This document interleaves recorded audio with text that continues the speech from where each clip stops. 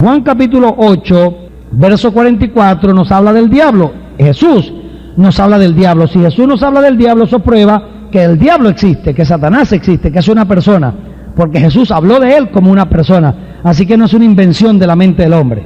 El diablo es una persona real. Y dice Jesús, hablando sobre Satanás o acerca de Satanás en Juan 8, 44, vosotros sois de vuestro padre el diablo, le dice él a los fariseos, a los religiosos, y los deseos de vuestro padre queréis hacer. Él ha sido homicida desde el principio y no ha permanecido en la verdad, porque no hay verdad en él. Cuando habla mentira, de suyo habla, porque es mentiroso y padre de mentira. Amén. Las obras de Satanás, como vemos a través de toda la Escritura, son de una naturaleza variada. Su trabajo en general es el oponerse a Dios en cualquier época como sea posible. Por esta razón, su obra varía en algunos aspectos con relación a los propósitos de Dios en las diferentes épocas y dispensaciones. Su gran trabajo en el Antiguo Testamento, por ejemplo, fue causar la caída del hombre y quitarle el señorío y dominio para él gobernar al mundo. Él, Satanás, ha sido adorado como Dios, con minúscula, ¿verdad? Él ha sido adorado como Dios a través de las edades, y la adoración a él se reavivará en el futuro, y hoy día está sucediendo ya, por medio del anticristo como nunca antes. Apocalipsis 13, 1 al 4. Él es un líder religioso. Escúchelo, Satanás es un líder religioso. La religión no tiene nada que ver con Dios. Todas las religiones son del diablo. Dios no es religioso ni tiene nada que ver con religión. El evangelio no es una religión, es poder para salvación. El evangelio no es una religión, es una persona y se llama ¿cómo? Jesús. Entonces no me hable del evangelio como una religión, porque la religión no tiene nada que ver con Dios. Y si no lo entiende bien, pregúntame y yo se lo explico. Él es un líder religioso. Satanás es un líder ¿qué? Religioso. Por eso es que el anticristo va a manejar la religión fuertemente durante el periodo de tribulación, porque el anticristo va a ser un tremendo religioso. Él es un religioso y fundador de toda religión existente en el mundo. Le hace Apocalipsis 2:9, 3:9 y 2 Corintios 11:14. Recuerde siempre que el evangelio de Jesucristo no es una religión, es poder de Dios. ¿Para qué? Para salvación a todo aquel que cree, Romanos 1:16.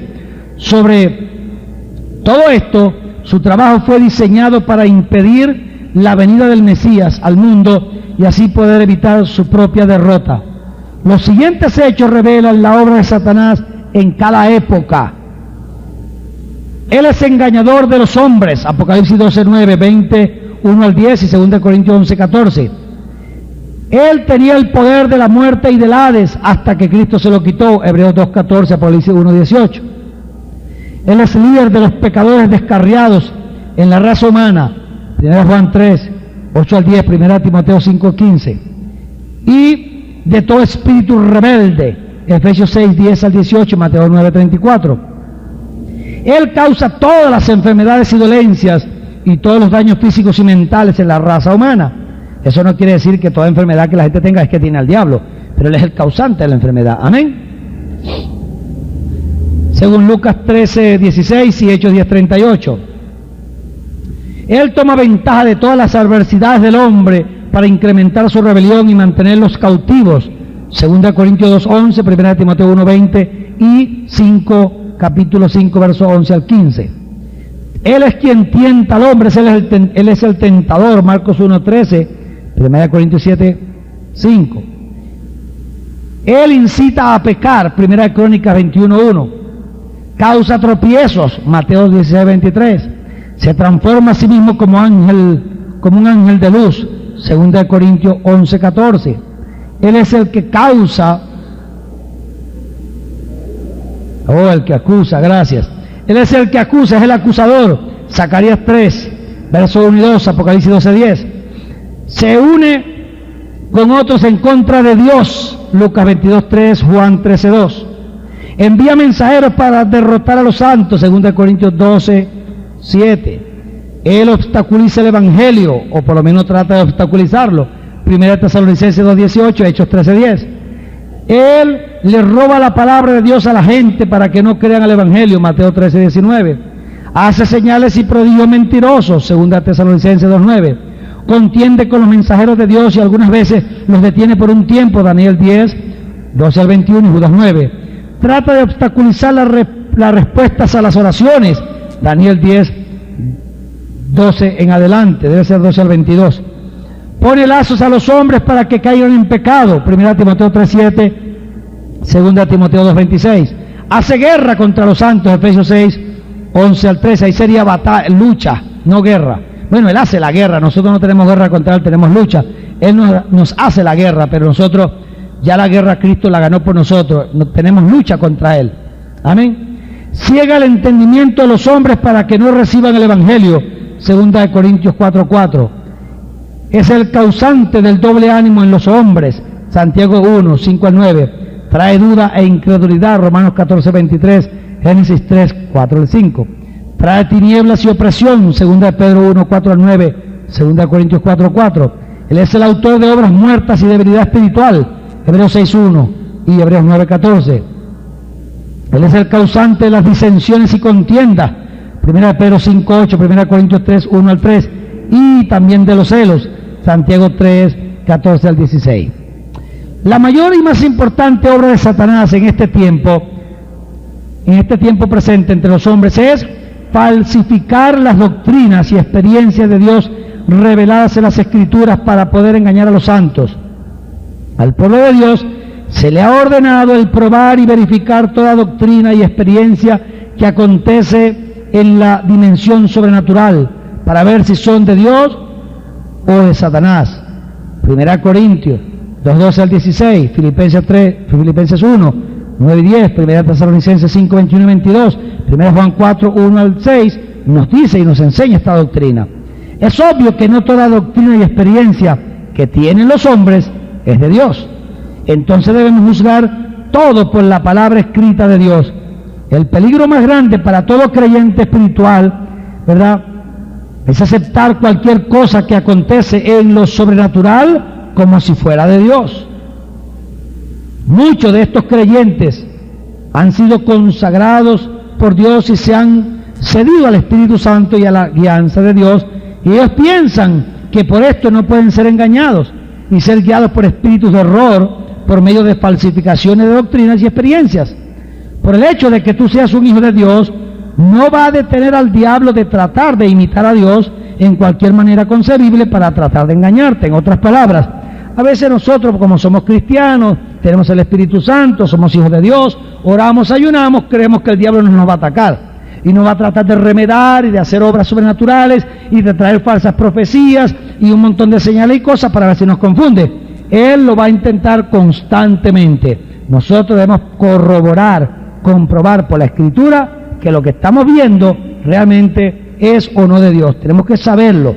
Entonces no se confíe. Todo lo sobrenatural, revíselo bien, especialmente profecías. Óigala, júzguela, dice la Biblia. No se lance porque alguien le dio una profecía.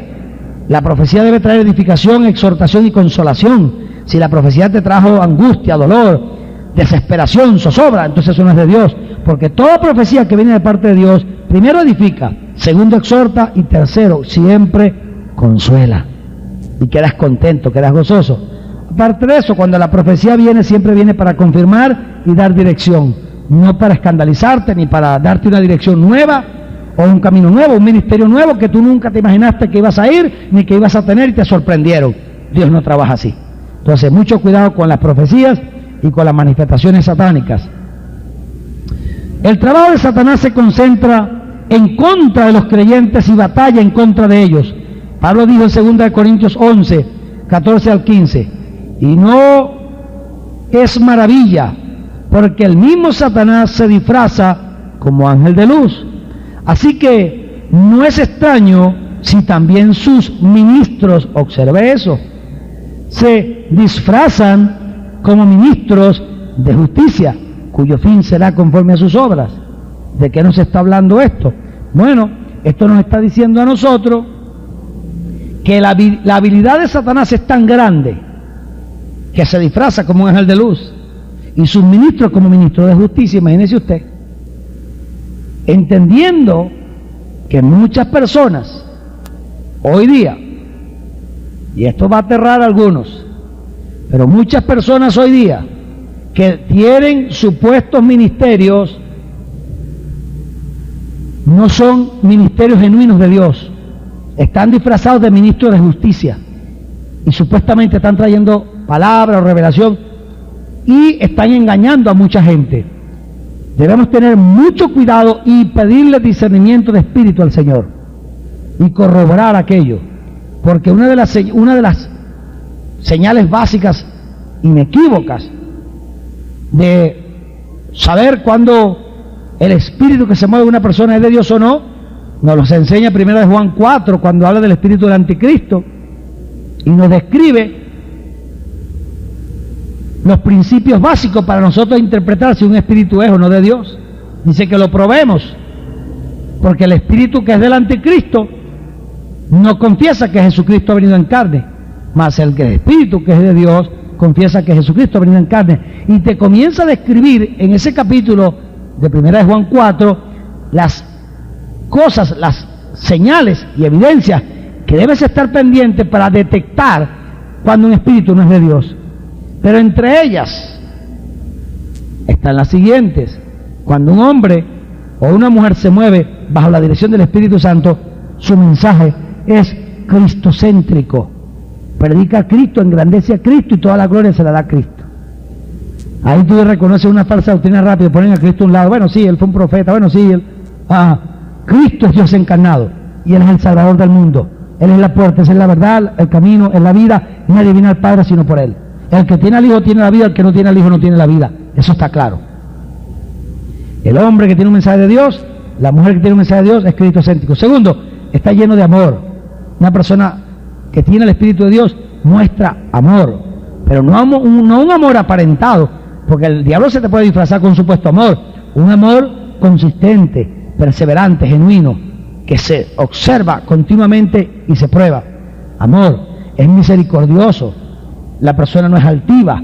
Cuando hay un espíritu de error, hay un espíritu de altivez, de prepotencia, de autosuficiencia, y lo vas a notar rápidamente. Lo otro es que cuando el espíritu no es de Dios, siempre está trayendo divisiones en la iglesia, atacando a los pastores, hablando mal de la gente, creando contiendas y conflictos, creando divisiones entre los hermanos. Esos son señales que te dan a ti a entender que ahí hay algo que no es de Dios. Porque cuando un individuo se mueve bajo el Espíritu de Dios, siempre trae paz, armonía. Pero cuando tú ves que una persona, donde quiera que se mete, causa problemas y problemas y problemas, algo está andando mal y tienes que parar los oídos. No se deje engañar por apariencias religiosas. Hay gente que carga una bibliota bajo el brazo y una cara de bobo, como que no comieron todo el día, como que tienen una semana sin comer y se te meten a la casa. Bueno, aquí estoy, como Dios quiere, como unos angelitos, como unos corderitos. Pero prueba los espíritus, habla con la persona, invítala a orar, clava por la sangre de Cristo, y tú verás que si un espíritu del diablo enseguida se va a manifestar todo lo que hay ahí. Pruébalos, ponlos a confesar a Cristo, ponlos a que confiesen que Cristo ha venido en carne, que se ha manifestado en carne y que es Dios encarnado, para que tú veas que un demonio eso le aterra. Son muchas formas de probar y de detectar. Entonces ten mucho cuidado, porque el enemigo, aunque no es la parte que estoy tratando ahora, porque estoy hablando teológicamente de Satanás y sus obras desde un punto de vista teológico, y en el próximo seminario sobre demonología 2 sí entro más en eso, y en demonología 3 también, mucho más a fondo. Ahora son cosas básicas, ¿no? Porque no quiero extenderme mucho, pero es importante que te percates de estas cosas. Léete 1 Juan capítulo 4 para que veas un poco más sobre esto y otros pasajes más que hablan de la Biblia. Ahora bien, las falsificaciones del diablo son presentadas como los sustitutos de la verdad y tan parecidos a la verdad como sea posible. Para poder engañar a los que buscan la verdad, es necesario que cada uno sea cuidadoso, cada uno de ustedes, acerca de lo que cree y a qué poder sobrenatural se está cediendo. Por un lado, hermano, no me ande asustado que el diablo se le va a meter, que un demonio se le va a meter, como la gente que no ha recibido el Espíritu Santo y se asustan. Ay, hermano, me da miedo pedir al Espíritu Santo, porque si en vez de entrarme el Espíritu Santo me entra un demonio. Por eso que yo tengo miedo de orar, hermano, no va a ser que un demonio se manifieste. A mí me han dicho eso personas. Quédese tranquilo. Cuando usted está orando al Padre en el nombre de Jesús y usted está pidiendo el Espíritu Santo, no hay demonio que intervenga en eso. Porque usted no lo está invitando a un demonio no puede entrar en usted si usted no lo invita. Y aún invitándolo a veces cuesta para que entre. Entonces usted está invitando al Espíritu Santo y el Espíritu Santo no va a permitir que el demonio le quite ese privilegio, por favor. ¿Me está oyendo? Usted va a ser un templo del Espíritu Santo y el Espíritu Santo está deseoso de entrar en usted y controlarle su vida y guiarlo y ayudarlo y bendecirlo. Entonces, no se asuste, confíe en el Señor, camine en confianza, camine en fe. Amén. Pero cuando usted se mueve en las cosas del Espíritu, sea cuidadoso. Por un lado, no tenga miedo de que los demonios van a venir a poseerlo, le van a agarrar un pie de noche, le van a jalar los pelos. No se asuste, nada de eso. Reprenda al diablo en el nombre de Jesús. No le tenga terror a eso, al miedo a lo que Satanás pueda traer. Pero sí les recomiendo, por el otro lado, que todo lo que sea sobrenatural usted lo observe con ojo como gallina que mira sal. Usted le echa para allá a la gallina y pica, pero échele un puñado de sal para que usted vea que cuando la van a picar se quedan mirando así, dicen, un momentico, esto como que no es maíz. Se quedan mirando y miran para acá y se ponen de lado y echan para atrás. Así que tiene que actuar usted con las cosas espirituales, como la gallina cuando usted le echa sal. Usted le mira para allá y echa para acá y observa y se pone las pilas. Porque hay muchas cosas sobrenaturales que acontecen por ahí que Dios no tiene nada que ver. Hay un montón de supuestos hermanitos por ahí que son supuestos profetas. Y dicen dos profecías y ya la iglesia lo llama profetas. Bueno, no todo el que profetiza es profeta, pero todo profeta profetiza. No todo el que profetiza es profeta. Yo se lo dije la otra vez en la conferencia que di aquí sobre los dones. Entonces un hermanito trae una palabra de profecía por ahí y ya lo llaman profeta. Y entonces lo hinchan y todo el mundo viene a consultarle como están consultando un brujo. Hermano, ore por mí para ver qué Dios me dice. Entonces el hermanito se ve obligado y dice, uy, me están considerando profeta. Entonces, sí, Señor. Y empieza a profetizar. Oye, mi tremendo disparate. Entonces el hermano que está escuchando dice, Dios me habló, y empiezan los libros, los enredos. Y te digo, esto es común en las iglesias. Tú te ríes, pero esto es lo común en las iglesias. Las hermanitas profetizas y profecías van y vienen sin ningún fundamento bíblico. Escúcheme, cuando una profecía viene, la Biblia dice que hay que juzgarla. Y si alguien trae una profecía en la iglesia, que se paren dos o tres y juzguen la profecía. Y digan, un momentico, esa profecía que trajo esa hermana dijo esto y esto y esto, y la palabra dice esto y esto, y por este lado está bien, pero esto y esto que dijo no tiene fundamento bíblico. Y la hermanita se lucha, ¿usted cree que yo soy del diablo? No. Yo no sé si eres o no del diablo, pero la Biblia me dice que te pruebe y que juzgue la profecía que tú estás diciendo. No quieres que se te juzgue la profecía, te cállese y siéntese y no hable en público. Amén. Se asustan, pero eso es lo que enseña la Biblia. Todo eso que es sobrenatural, que si milagros, que si profecía, que si manifestaciones, que si la temblequera que le da a la gente y deja lo que se mueva, que se mueva, que se mueva. Y entonces, bueno, la gente mientras más se mueve piensa que más unción tiene. Y yo no tendré ninguna. Porque a mí esos remeneos me dejaron de dar hace años. Cuando yo estaba nuevecito, a mí me venía esa unción y yo empezaba a brincar y a saltar y santo, aleluya. Me daba mi temblequera, hermano. Y quedaba así como que no se le quedaban unos corrientazos raros. Bueno, pero fui madurando y madurando y el espíritu del profeta está sujeto al profeta y me empecé a controlar. Y me viene una unción fuerte sobre mi vida, gloriosa, pero estoy controlado. Luego está brincando y saltando. Cuando uno es nuevo, usted le da un caramelito a un niño y lo agarra y me dieron un caramelo. Pero cuando es un adulto, lo agarra, se lo pela y se lo come. Eso es lo que yo hago con las cosas del espíritu. Ya estoy adulto, viene ese poder y yo me lo gozo todo, pero todo está brincando y saltando. ¿Aló? ¿Están aquí o se fueron? Pero lo que pasa es que como en las iglesias hoy día se juzga la unción por ese mover, de quién se mueve más y quién dobla más la cintura, a quién se le bate más el moño. Y entonces, si tú no haces ese tumbadito, ya tú no estás en el tumbado del Señor. Entonces todo el mundo tiene que tener su tumbadito en la iglesia para que la gente vea que están espirituales. Si no tienes el tumbado, estás tumbado. Entonces es como una obligación. Apenas empiezan a cantar los coritos, todo el mundo empieza santo, santo. El día que no te ven danzando, el hermanito está en pecado. El espíritu no se mueve en él. Entonces la gente no haya cómo deshacerse de eso, y entonces todo el mundo está atado con la cuestión del tumbao. El remeneo y la cosa y el cosquilleo, yo no sé cómo lo llaman. Yo no estoy en contra de eso, remenece todo lo que usted quiera. Ese es problema suyo, y si usted se siente contento, hágalo. Yo no me meto en eso, pero tiene que madurar, crezca, desarróllese. Usted ve, yo tengo 20 años de ministerio por gracia de Dios, y cuando estoy a veces en el hotel y me pongo a orar, como estoy solo, grito como un loco.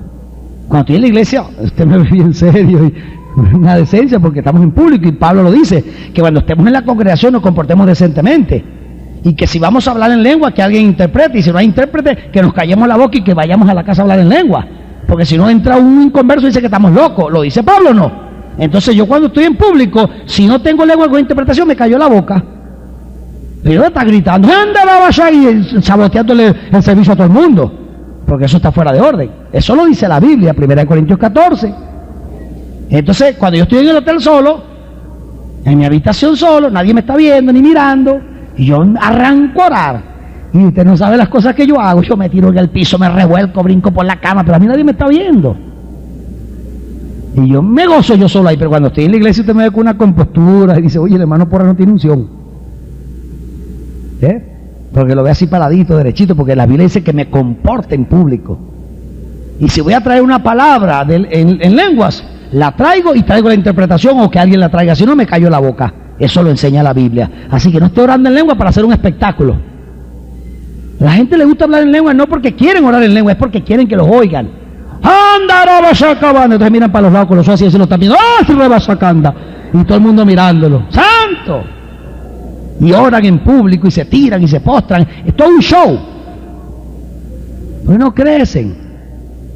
Dice, como la gente ven a uno tan comedio, dicen, ese hermano como que no ora.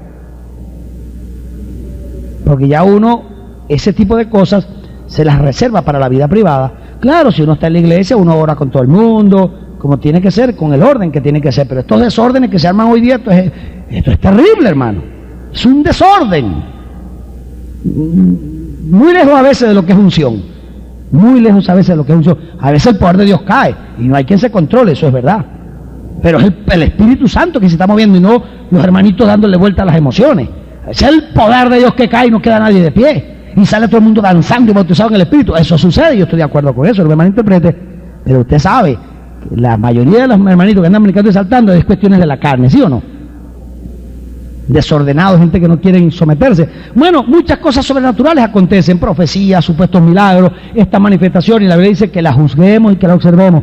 Entonces le estamos hablando de las obras de Satanás. Él remeda, él imita, y fácilmente se le cuela a muchos cristianos con supuestas profecías, y enredan a un montón. Abra los ojos, afine el oído espiritual, no se deje engañar por el diablo, porque él es engañador, falsifica la verdad. Amén.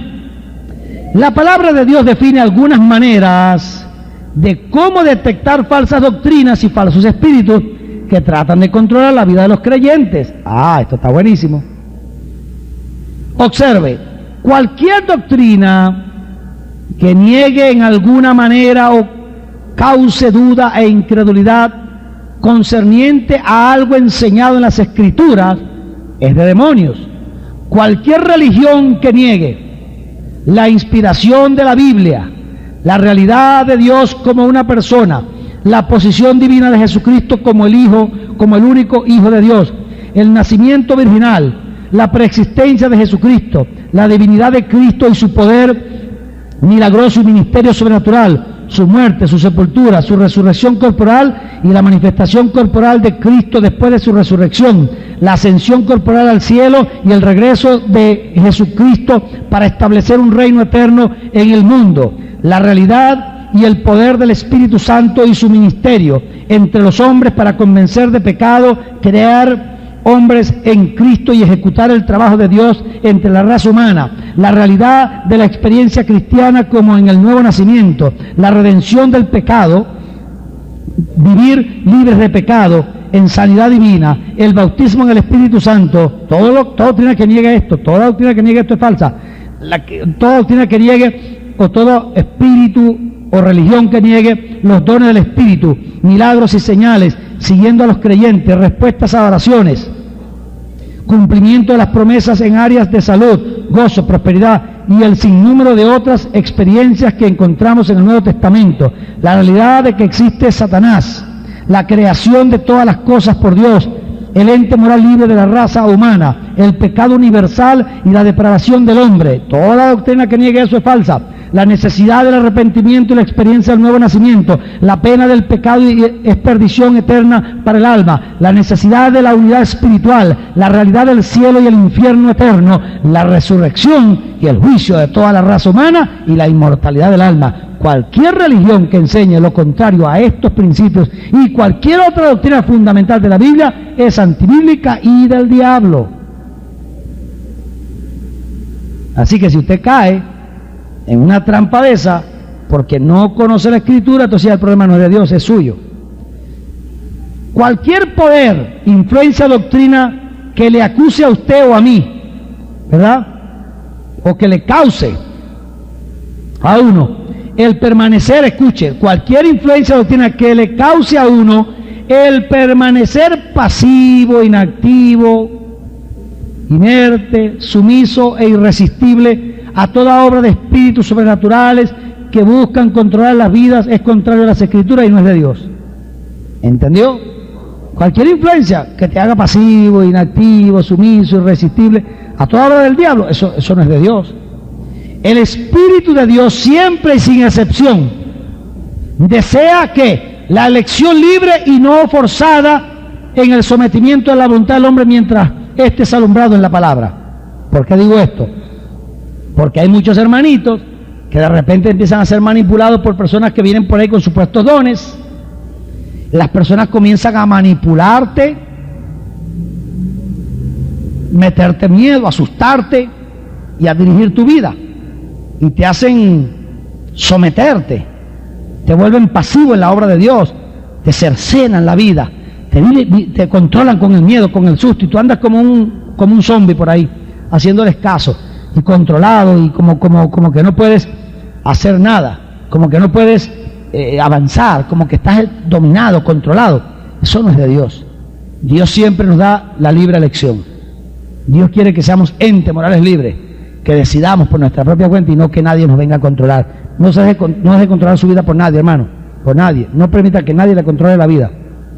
¿Me oyó? Gloria sea a Dios. El Espíritu de Dios siempre y sin excepción desea la elección libre y no forzada en el sometimiento de la voluntad del hombre mientras que éste es alumbrado en la palabra. Dios busca acción inteligente, mientras que los demonios demandan la sumisión de la voluntad sin la elección libre y activa. Los demonios demandan pasividad de parte de sus víctimas. Ellos demandan que el hombre sea meramente una máquina, un autómata, y que sea inactivo en la sumisión a ellos. Ellos buscan acción absoluta y compulsoria a través del hombre. Cuando una vida nace de nuevo y se convierte en una nueva creación, entra en el mundo espiritual y sobrenatural y debe estudiar las Escrituras para ver lo que éstas enseñan y cómo debe caminar y conducirse en la guerra espiritual. Si rehúsa estar alerta y falla en su agresividad contra el diablo y sus fuerzas, está propensa a ser derrotado por ellos.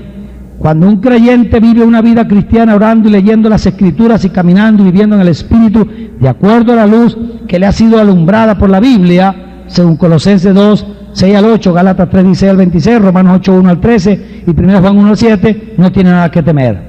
La verdadera manifestación del Espíritu Santo es comprobada por los siguientes aspectos. Aquí estamos comparando las manifestaciones satánicas que acabamos de hablar, cómo oprimen al creyente o a la persona, lo vuelven inerte, pasivo, parsimónico, atado, oprimido, triste, y cómo es que el Espíritu Santo se manifiesta. El contraste es grande.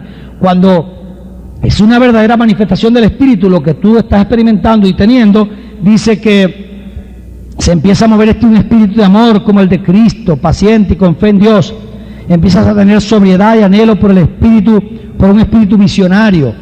Tienes una profunda humanidad de corazón y mansedumbre de espíritu, teniendo el coraje de un león en contra del pecado la pobreza, la enfermedad, el desánimo, el fracaso y todo aquello que pueda causar derrota en la vida cristiana. El Espíritu Santo te da absoluta claridad de las facultades mentales para actuar con inteligencia y así llevar a cabo las instrucciones bíblicas en relación a deberes ya conocidos en la vida cristiana personal. El Espíritu Santo te da libertad de toda falsedad, engaño, sugerencias malignas o cualquier estratagema que dañe a otra persona y libertad de todas las obras de la carne que están en Romanos 1, verso 29 al 32, en 1 Corintios 6, 9 al 11, 1 Corintios 6, 5, 1 Corintios 19, 21, Marcos, no, eso está equivocado acá esta cita, 1 Corintios 6, 9 al 11, y luego Marcos 7, 19 al 21. No posee, cuando el Espíritu Santo te llena, no posee un espíritu que condene, y eso es para los hermanitos que están sembrando discordia, criticando, acusando. Mira lo que dice ahí: el que siembra la discordia es el diablo. Así que no estés sembrando discordia entre los hermanos y llevando chisme para allí y para acá. Él es adversario, 1 Pedro 5, 8 y 9. Fue el primer pecador, el primer rebelde y el que primero logró su autogratificación y declaró guerra en contra de toda sociedad, según Isaías 14, 12 al 14, Ezequiel 28, 11 al 17, Apocalipsis 12, 9 y Apocalipsis 20, 7 al 10. En cuanto a su carácter, la Biblia dice que él es astuto y sagaz, 2 Corintios 2, 11, 11, 14, Efesios 6, 11 al 12. Es inicuo, Juan 8, 44, 1 Juan 3, 8 y otras citas. Es maligno, 1 Juan 2, 13. Es el diablo, Lucas 8, 2, 1 Pedro 5, 8 y Santiago 4, 7. Es el tentador, Mateo 4, 1 al 11. Es el ladrón y destructor, Juan 10, 10. Toma ventaja de los hombres en sus momentos difíciles, 2 Corintios 2, 11, 11, 3, Mateo 4, 1 al 11, Lucas 22, 40. Tienta a los hombres después de grandes éxitos, Juan 6, 15, 2 Samuel 11, 1 al 27. Escuche eso: tienta a los hombres después de grandes éxitos. ¿Se acuerda de David? Cuando tomó el reino y se afianzó y estaba en el palacio, entonces lo tentó con Betsabé. ¿Se acuerdan de eso? Él sugiere el uso de cosas buenas y rectas en forma incorrecta y en tiempo indebido, Mateo 4, 1 al 11. Calumnia a Dios delante de los hombres y a los hombres delante de Dios, Job 1, 6 al 12, Job 2, 1 al 7 y Génesis 3, 1 al 10. Aparece como ángel de luz para engañar, 2 Corintios 11, 14. Engaña a sus seguidores hasta hacerlos perder, 2 Tesalonicenses 2, 8 al 12, Apocalipsis 12, 9 y Apocalipsis 27 al 10. Es presuntuoso, Job 1, 6 al 12 y 2, 1 al 7. Es orgulloso, Ezequiel 28, 17, 1 Timoteo 3, 6. Es cruel y feroz, Lucas 8, 29 y 9, 39, 1 Pedro 5, 8, 9. Es agresivo, Efesios 4, 27 y 6, 1 al 13 y Mateo 8, 28. Es comparado con un lobo, Juan 10, 12. Es como un león rugiente, 1 Pedro 5, 8, 9. Es como una serpiente, Apocalipsis 12, 9 y Apocalipsis 23. Es como un dragón, Apocalipsis 12, 3 al 12. Y es comparado con otras cosas que son malignas y destructoras y sin misericordia. Esta es la reputación de este ser. Ahí nos habla del carácter de Satanás. Quiere decir que sus nombres descriptivos y sus nombres propios nos revelan su carácter. Entonces, ¿cómo yo puedo pensar que Satanás es una mitología? Cuando todos estos nombres me revelan, nombres descriptivos y nombres propios, una personalidad, un ser. Amén. Yo creo que con todo esto que hemos leído basado en la Biblia, no puede ser esto una mitología, ¿verdad que no? Una mitología no tienta, no engaña, no pervierte, no destruye, no produce muerte, ¿verdad que no? No enferma, no mata. Entonces es un ser. ¿Cuáles son sus métodos? Él usa cualquier método concebible para alejar al hombre de Dios y ponerlo bajo su sujeción. Si él fracasa en lograr esto, entonces él trata de destruir el testimonio del creyente y su influencia espiritual para Dios. En el caso de los saduceos modernos, que tratan de hacer a Satanás, de hacer ver a Satanás solo como un lenguaje figurado, una personificación metafórica de la maldad o una ilusión de mentes inestables. ¿verdad? Eso no está ahí, eso es una nota mía. De esta manera, los saduceos modernos, intelectuales religiosos y saduceos modernos, tratan de hacer ver a Satanás solo como un lenguaje figurado, no es una persona, sino un lenguaje figurado, una personificación metafórica de la maldad. Bueno, sí, Satanás es una personificación metafórica, no es que él existe, sino que utilizamos esa metáfora para hablar de la maldad, pero no es un ser real. O una ilusión de mentes inestables, dicen algunos, pero eso no es cierto, la Biblia dice que es una persona. Si alguno cae, él trata de acusarle, ¿verdad? O de causarle suicidio o que se quede caído. Eso es terrible, cuando una persona cae en pecado, el diablo trata de que se quede caído y que se destruya. Y es triste que muchos hermanitos, después que una persona cae, exactamente actúan como el diablo. La persona cae y siguen acusándolo, y siguen condenándolo, y siguen hablando del pecado de ese hermano, y se gozan viéndolo destruido. Y no quieren que se levante. Y pasaron 10 años y todavía lo siguen acusando del pecado. Eso quiere decir que ese hermanito tiene la mente tomada por el diablo. Porque Dios no se mueve de esa manera. Dios perdona, Dios restaura y Dios levanta. Amén. Él trata de hacer que un creyente se mantenga en una posición de tibieza espiritual y hacer que viva allí para que sea vomitado por Dios al final. Apocalipsis 3:16.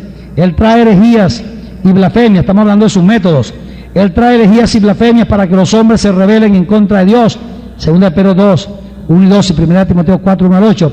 Él predica sermones y usa toda la influencia posible a través de los hombres caídos, ángeles caídos y demonios, para hacer que los hombres se alejen de Dios o hacer que se descarríen y vivan en pecado. Satanás es el autor de todas las falsas religiones, o de todas las religiones, porque todas son falsas, y pone desánimo a los hombres, porque él sabe que esta es una forma segura para llevarles a la condenación de sus almas.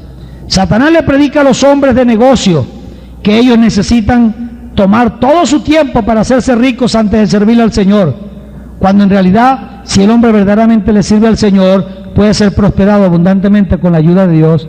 3 Juan 2. Él trata de que los líderes y sus iglesias se vuelvan religiosos y que hagan la salvación para los ricos y los que tienen influencia algo demasiado fácil, cayendo en la desvalorización de los principios fundamentales de la palabra de Dios y de las doctrinas básicas necesarias para vivir una vida santa y recta delante de Dios y de los hombres. Él hace que prediquen sobre eventos corrientes y antagónicos en lugar de predicar el evangelio que salvará las almas. No hay área que Satanás no busque de controlar en el hombre, y él nunca estará satisfecho hasta que no lleve a cabo todo lo que sea posible, ¿verdad? Hasta que no lleve a todos los que sea posible al infierno eterno y hacer que Dios fracase y no pueda bendecir al hombre a través de su plan redentor, pero sabemos que Dios no fracasa.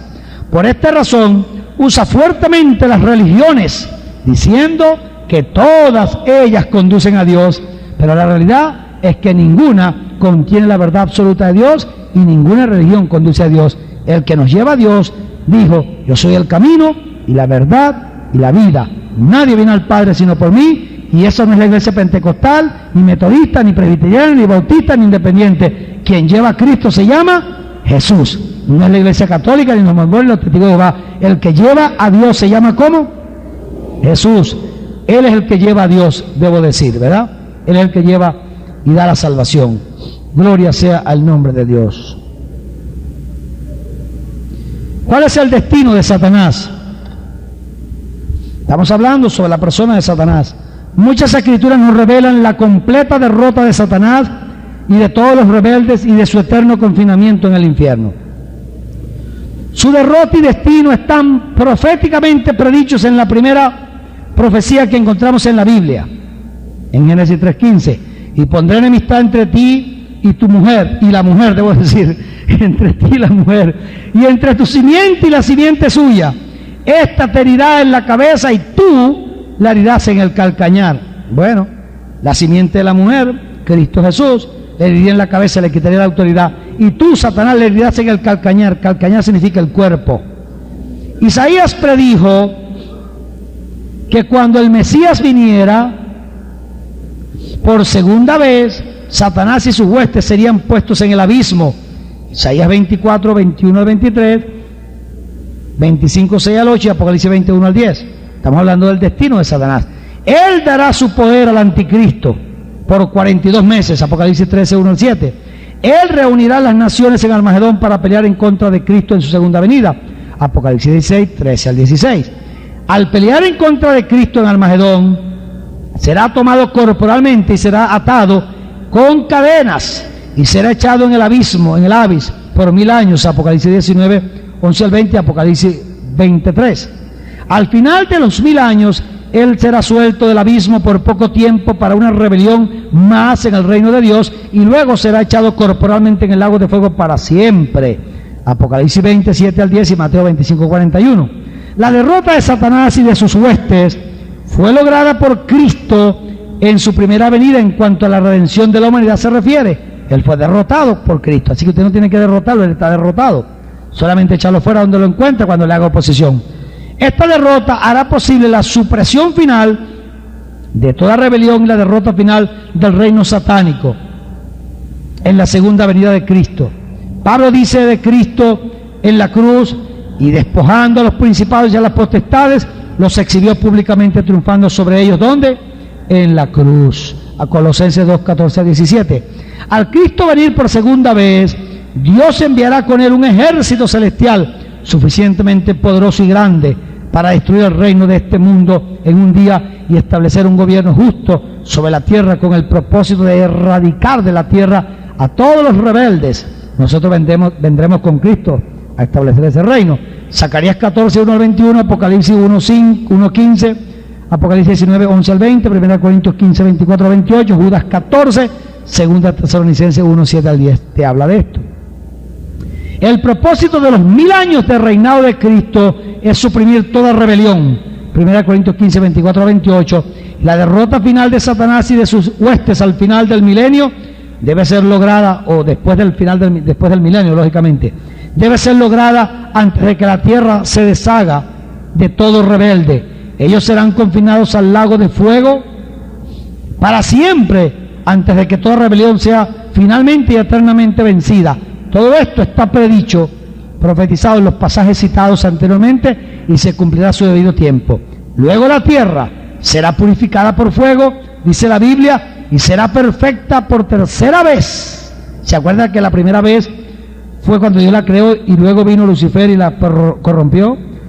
Entonces Dios la volvió a restaurar y entonces volvió a caer bajo juicio y vino el diluvio y Dios entonces se acabó el diluvio y entonces ahora al final volverá a ser purificada totalmente. Y dice, luego la tierra será purificada por fuego y será hecha perfecta por tercera vez y el reino de Dios será universal, sobre todo ente moral libre, como era antes de la rebelión que fue comenzada por Lucifer y luego Adán en sus respectivos reinos. Gloria sea el nombre de Dios. Vamos a hacer un paréntesis allí. Damos gracias a Dios y en nuestra próxima enseñanza estaremos hablando sobre los ángeles caídos y sus operaciones y los demonios, lógicamente. Bendiciones a todos. Démosle un fuerte aplauso al Señor.